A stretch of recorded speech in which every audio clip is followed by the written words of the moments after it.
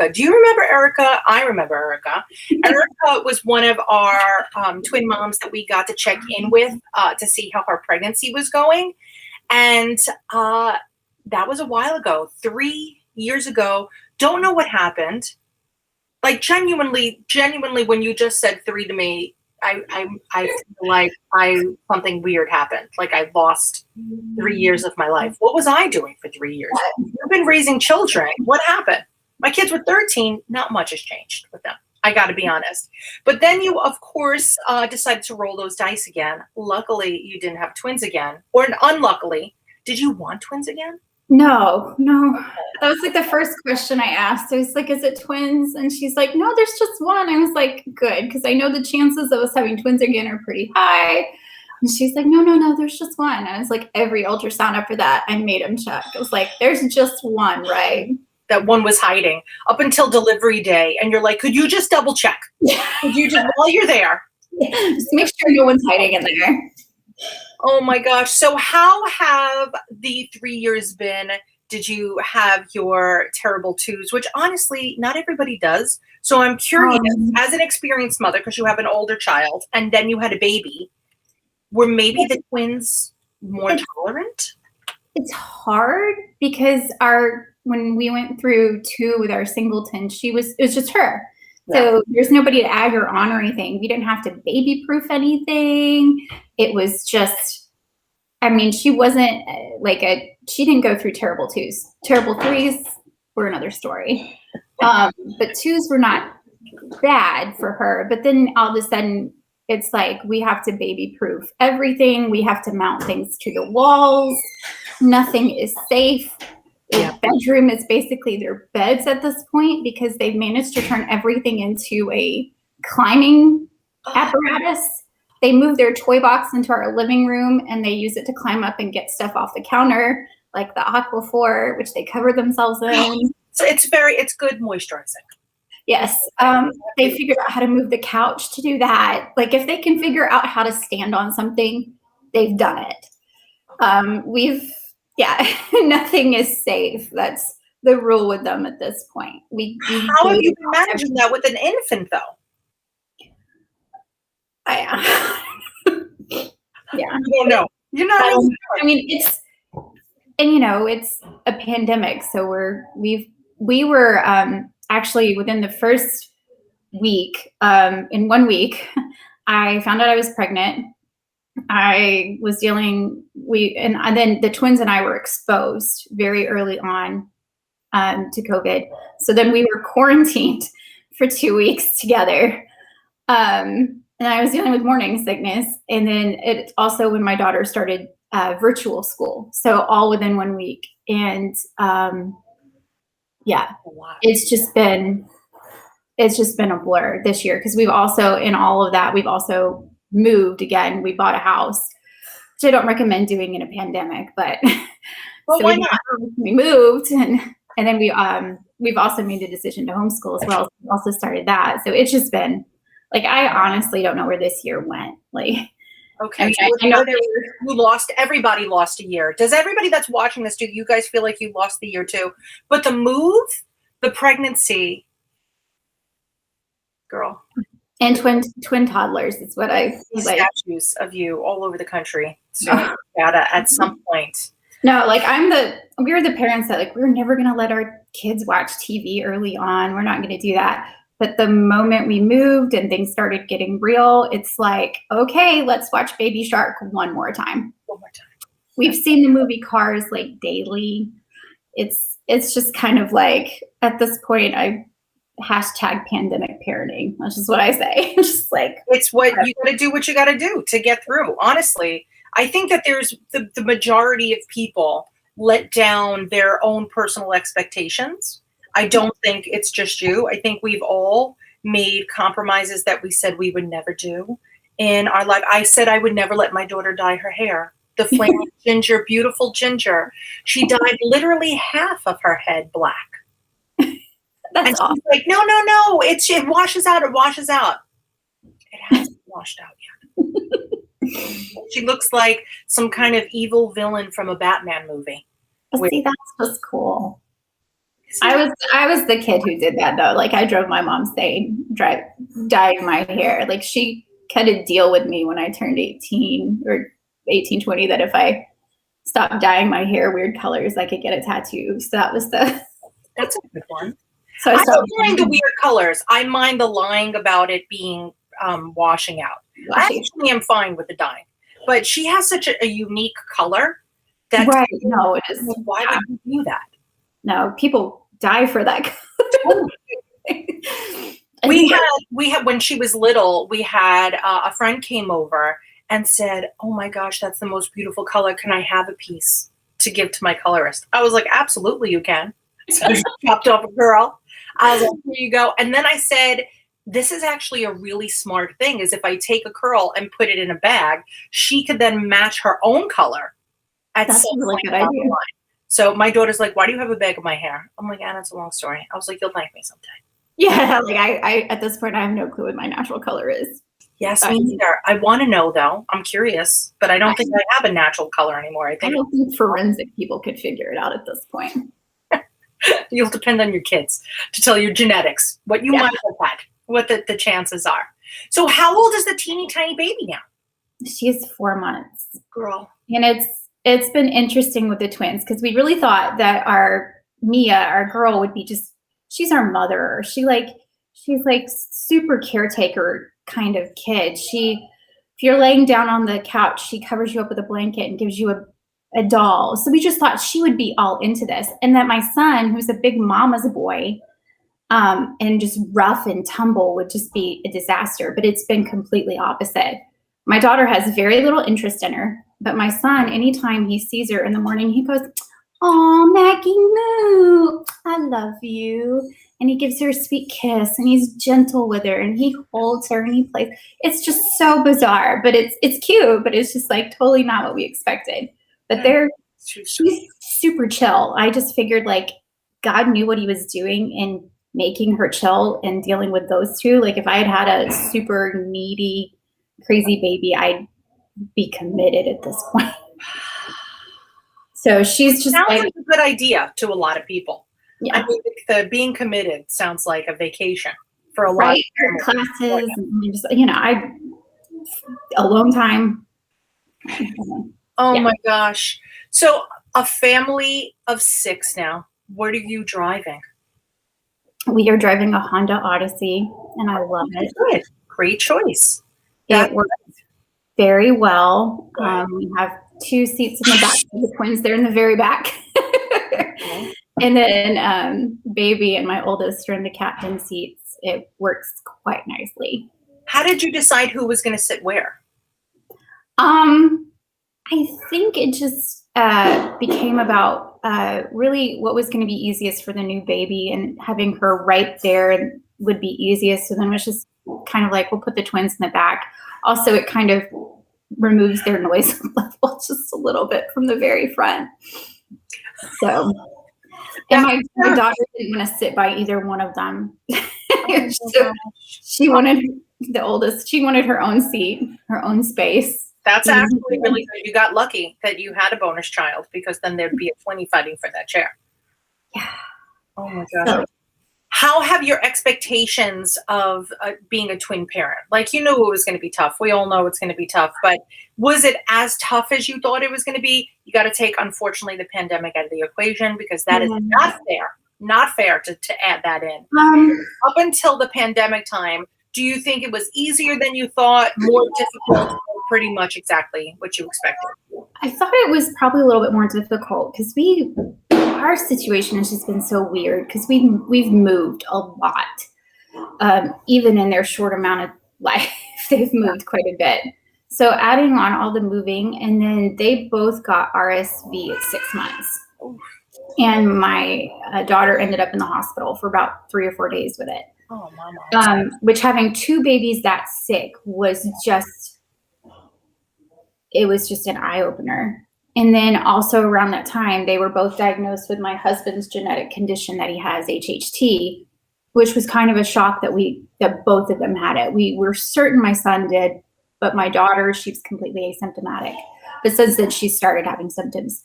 So we deal with nosebleeds on Okay. a regular basis. Like, so we have all of that. So having two kids who have nosebleeds at the same time, like that's just not something that I treasure. And then also, I've dealt with twins before. I've worked with twins in the past, but really living with twins and getting to understand that, I'm outnumbered most of the time it was a lot tougher than I expected, but I've been really blessed. We have a great twin multiple group here in Jacksonville called Jackpot, and they're a great resource of like what to do, who to go to, and then of course accessing Twiniversity a lot too, and also other twin parents that I've become friends with. Just having those resources and encouragement too, like that's a big thing right now is encouragement to know that you're not totally, Do you find that your friend circle shifted, and do you have mostly twin parent friends, or is it still a pretty balanced mix? It's still a pretty balanced mix, but I find I have to have twin parent because I have friends who are just parents of singletons, and they just don't understand. Like we can be talking about something and it's just like they just don't get that dynamic of having multiples, or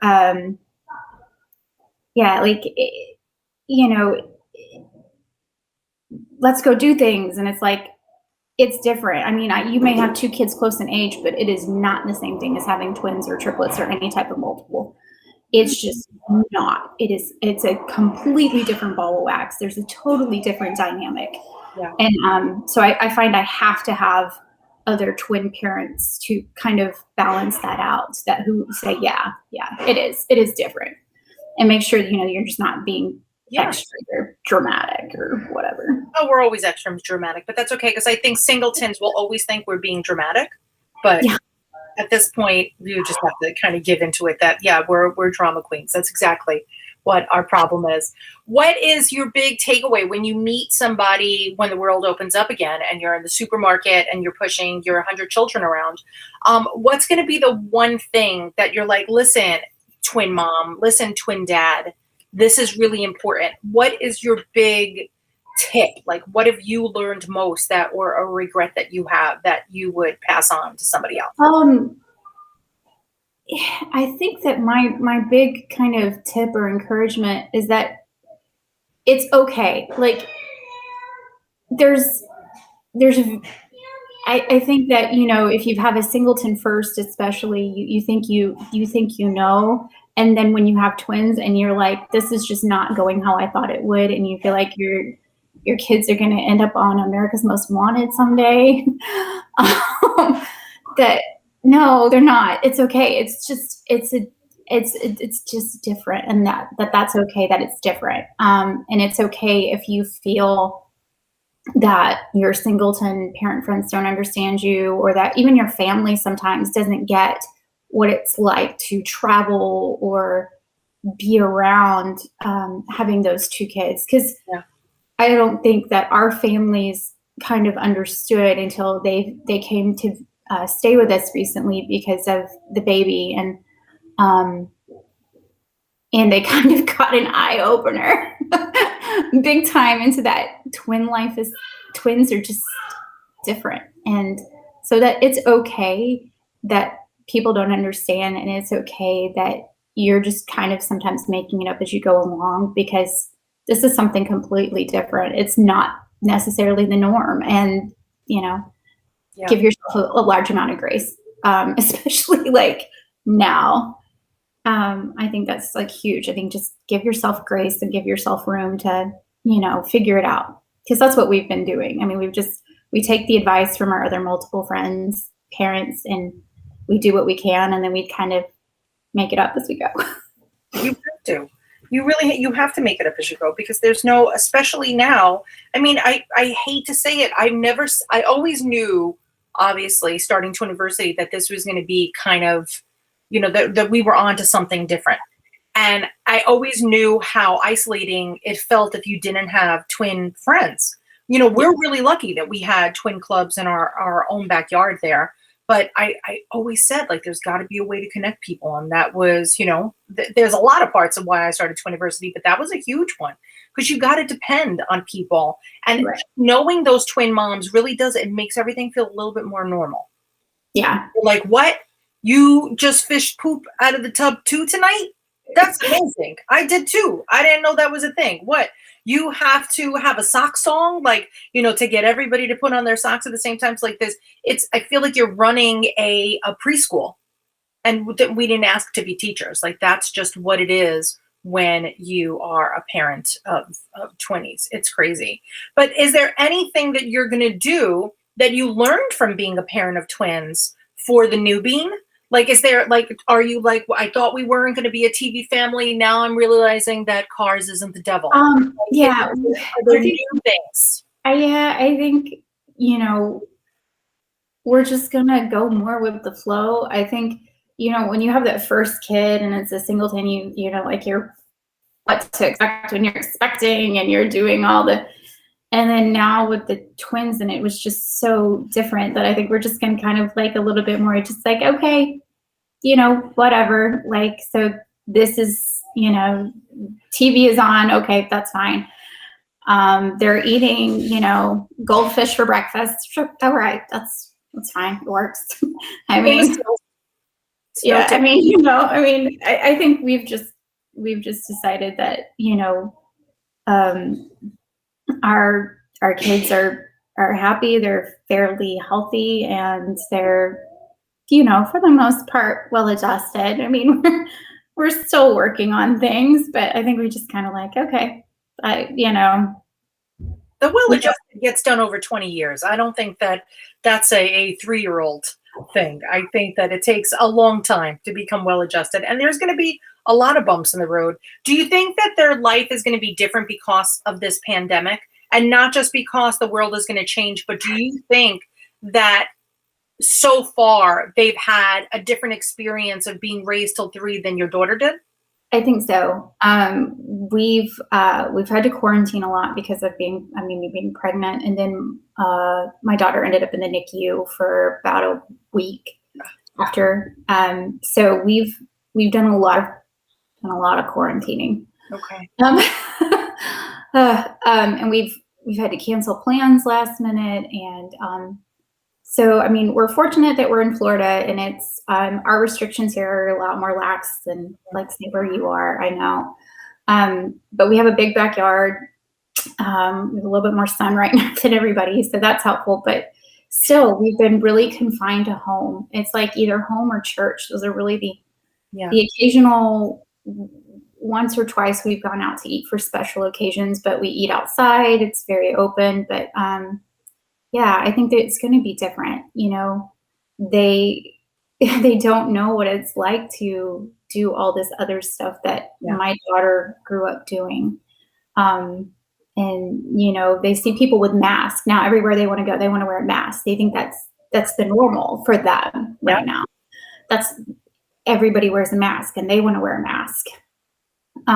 So yeah, I think it is going to have an impact on just how they've processed things. They've been a lot more isolated. I mean, they have each other and my oldest, which is great. Mm-hmm. And occasionally some kids at church, but still, it's just not like what my daughter had growing up. So I think it'll have an impact on them. I'm hoping we can reverse some of this when things start to get better, more socialization. I know a lot of people, a lot of our twin families too here are hoping to get back to more of that, but it's going to take time. Every family. But what's interesting about that you said about the mask, it's fascinating because I remember when when people just started wearing a mask, everybody, I shouldn't say obviously everybody, there were a lot of areas that were like, I won't do that to my children. Meanwhile, they don't know what's normal. So they really took like fish to water with mask wearing, especially in school. And a lot of people thought there was going to be huge opposition from their kids. Even my kids at 16 are like, dude, if that's way I have to see my friends, how many masks am I going to wear? My 9-year-old doesn't blink about it. She wears it and she doesn't complain. If she knows if we want to go to the store, this is what we have to do. So she does it because she wants to get out. If we want to see friends and stuff, we have to do it. So Yep. she doesn't, I mean, she doesn't blink an eye. She doesn't, and the twins don't either. They, we took my daughter to speech therapy and she had to wear the mask and she put it on and she was pretty good with it. I was really shocked Yeah. just how well she wore it. And she's just 2. So, I know it'll have the, effect too. And that whole, just how they relate with the world around them. How do you think that it's affecting speech therapy? Like, what do you think? Now that I'm thinking about it, I remember when my kids were in speech, we would model words often. How does it work with speech therapy with mask wearing? I think so. We've done more speech therapy at home because of we've having to quarantine after the baby was born. So we've done a lot of the work at home. But I think it does put a struggle on it because I think kids learn by watching not just their parents but other adults in saying the words and they can't see it. Yeah. So we try to do a lot of it here where we don't wear masks, but when she's out and about, I know that has to be a bigger struggle because everybody's wearing a mask and she's not learning to move her mouth the way it needs to move to say those words. So I think it's probably put a little bit of a damper on that. And I would be interested to see if it does affect young children across the board's language skills, just because we do learn by watching people say words and we're taking that away from kids too. So I wonder if we're going to see it. I never thought about it until just this minute. It never even occurred to me. I know that a lot of people are doing Zoom speech. So therefore there's no different. You could see everybody's, of course, it's not the same kind of energy that you would have in person, but going someplace for speech, regardless. I know here in New York, I mean, we have quite a few areas that deal with people that are hard of hearing. And so there's quite a few places and restaurants are adopting them too, that they're masks with like a plexiglass almost. Yeah, clear. Yeah. I have friends who are interpreters who have started using this. And my mom's a nurse in a hospital and some of them have started using that for, especially when they're dealing with hard of hearing patients that way, so they can read the lips. So, yeah. Oof, a lot has changed, Missy. A lot. I mean, honestly, you could catch up with friends right now and it's as if we've been living on a different, like we all moved to a new planet. Yeah. We're not even talking about Earth anymore. And now we're going to be talking about Mars. So I can't wait. Good luck to Mars. I want to know what's happening up there too. I'm not ready though. I'm not ready for a 7-month trip. I was thinking that there's more. It took that rover longer to get to Mars than a lot of twin moms have held their babies in their bellies. That's just insane. I'm like, we're talking about taking a trip to Nebraska to see my in-laws because we haven't seen them in 3 years. And we're hoping by the summer things are just going to be a little bit better. But like, that's a 24-hour trip. And I'm not like, no. Yeah. Like, that's going to be a long trip. And I just can't imagine like 7 months traveling with kids would just be. Could you imagine? Yes. I'll wait till they could knock us all out and then we wake up on Mars. That's when me and the twins and my husband, the dog, will be going. And dogs are not allowed on Mars. I am not going. I've already decided. I don't want to live in a world without beasts. My gosh, she's kept us all so sane. Erica, I'm so happy to see you. Oh, I can't wait to speak to you in another 3 years after you've had 2 more kids and then you're driving one of those delivery vans so you could all get around with all your car seats. Listen, never say never. That's kind of no, I mean, I shouldn't. I said never last time. I was like, everybody asked us after the twins, you're done, right? We're like, oh, we're done. We're so done. I encourage it. I think you want to have 2,000. I don't think anybody should be judging you. I'm more than career. That was what I get for telling God my plans. I'm like, yeah, we're going to be done. Ha ha ha. That's cute. It's always the way that it goes. I'm just excited that it's going to be another set of twins next time because I'm greedy and selfish. And I'm dying to know how that pregnancy is going to compare to the last 3. So yeah, let's see how that goes. But thank you for taking time out of your day. I feel I had to watch Cars again so you could talk to us. Yeah. That's actually Paw Patrol right now. So we're mixing it up a little. But my kids loved certain movies at certain times. And if you really you're watching Cars right now, like if you really that's all that they want to see. When they are bigger, you will see Cars and you will specifically think of this. So there are movies that kind of mark periods of time. Like my kids were obsessed with the Polar Express, had nothing to do with Christmas. They were just obsessed with the Polar Express. And then I think about, that, my uncle used to come over at that time and they used to sit with him on the couch and watch the Polar Express for this 18,000th time. And then there's another movie called Flushed Away. Oh, yeah. See that? Okay, so my kids called it Flush the Bowl, is what they would call that movie. And that is another movie in another period of time. And then there was Enchanted. So they went through different periods of movies. And Wallace and Gromit too. That was another movie. Yeah.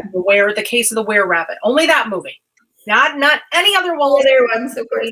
No, that's just the Were-Rabbit. Our kids will watch Cars 1 and Cars 3, but not Cars 2. It's either 1 or 3, but not 2. Okay. And 2 was pretty good. They're just listen. Tell Siskel and Ebert that we sent them our regards, and they're good movie reviewers. People won't even get that reference, Erica. That's the best part about that. Google it, guys, if you don't know what I'm talking about. It's fine. Go see who those people were. Thank you very, very much. Thank you. Anything that is pressing on your mind right now that you're like, oh crap, I got to ask Nat about this?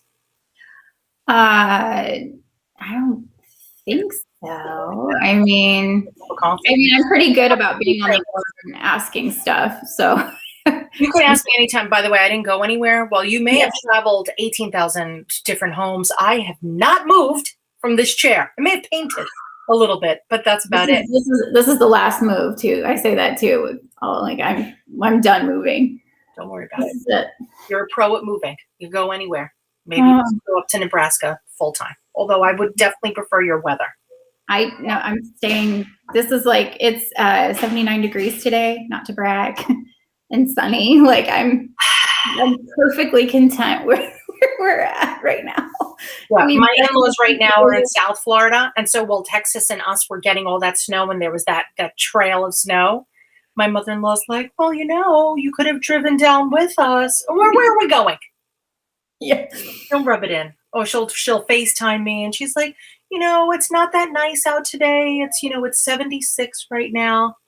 Please 76. It's like 10 here. And then by driving in Chicago, it's like -4 with 19 feet of snow. So we have friends in St. Louis, and we were just bragging. We were like, hey, we've got 7 inches of sunshine here. Enjoy your 7 inches of snow. Yeah, I honestly don't understand. Although, if you Google, my favorite thing to do is Google Florida man and your birthday. And then I realize maybe why I'm not moving to Florida. No, there's always. I'll give Florida man credit. We hear interesting stories every day, and it's interesting just living here. I blame all the vitamin D from the sunshine. It just makes people a little bit more unusual. I support the crazy. It's nicer weather. You have more time to do crazy things like steal equipment from the hospital and run it into the maternity ward, which happened here a couple months ago. So yeah, it's just nicer weather. There's not that cold weather to curb people from doing things.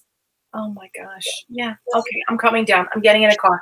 I'm on my way. Get my room ready. I'll sleep in the garage for the 14 days. Although I am vaccinated, so I'm okay now. I'm very excited to say fully me. That's what we're on is the vaccinations, but we're in Florida, so there's a higher older population. So we're kind of down on the list till we get, which is good though. It'll get there. They're opening it up to teachers and emergency workers who are over the age of 50. Good. So hopefully. Good. Listen, just stay in your backyard. You'll be okay. You got plenty of things to do with all those kids to keep you busy. Yes. And maybe you could get them to like cars too. You never really know. Yeah, we'll try. All right. Well, it was good catching up with you. For those of you that are watching, if you have questions for Erica or I, you could email us at community@twiniversity.com. I can't wait to follow up with her. I'm actually following up with all of our moms, little at a time, because I can't believe that it took this long. And I don't know what happened to the 3 years, but I'm so happy to see you, Erica. Thank you. It's good to see you too. Yay. All right, guys. See you later, alligators. Erica, you stay put though. Okay.